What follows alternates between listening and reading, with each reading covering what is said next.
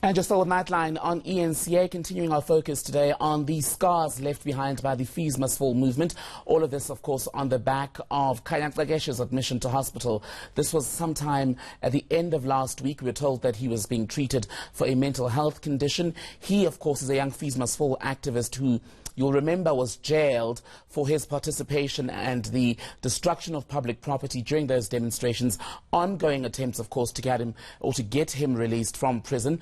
So let's speak now to educational psychologist Ramodungoane Tabane, who's joining us by phone. Ramodungoane, a very good evening to you. I'm not sure how much of our conversation earlier with the two other Fees Must Fall activists, Bongi Nkosi as well as Thabo, you were able to catch. But what was clear from it is that a lot of anger, a lot of pain remains from the Fees Must Fall movement.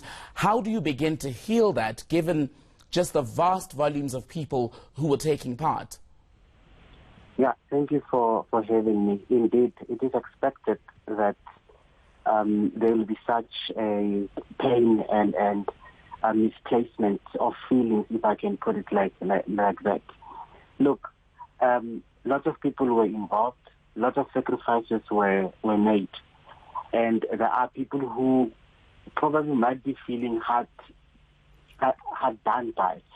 Remember that we are having few that were taken as the leaders and few who are now being used as examples. However, the plight was for more students, for everybody. However, the few that now are being used as examples, the few who are now being incarcerated, they feel left out because of time is moving. Those that they were fighting for are moving, and their time, unfortunately, it has come to a standstill. I mean, you can think of your friend who you were alongside when you were toying and you were jumping and you were all in principle fighting for the same right.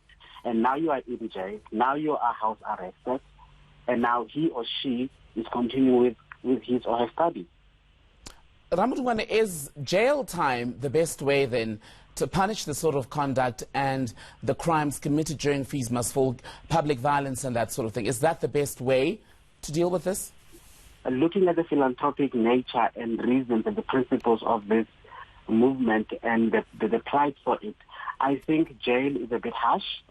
I think there are many ways that the courts can use and people can use to teach what I can call responsible, what do you call it? When they protesting, responsible protesting, and responsible fighting, responsible highlighting. But jail is harsh.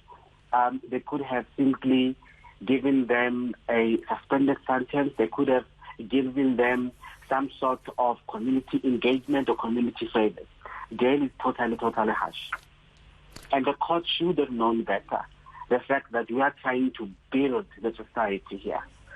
We are not talking here about people who are just bombing and who are just burning for no particular reason or anything of good sense for the future. Ramodungoane Tabane, thank you so much for your time this Friday evening. Coming up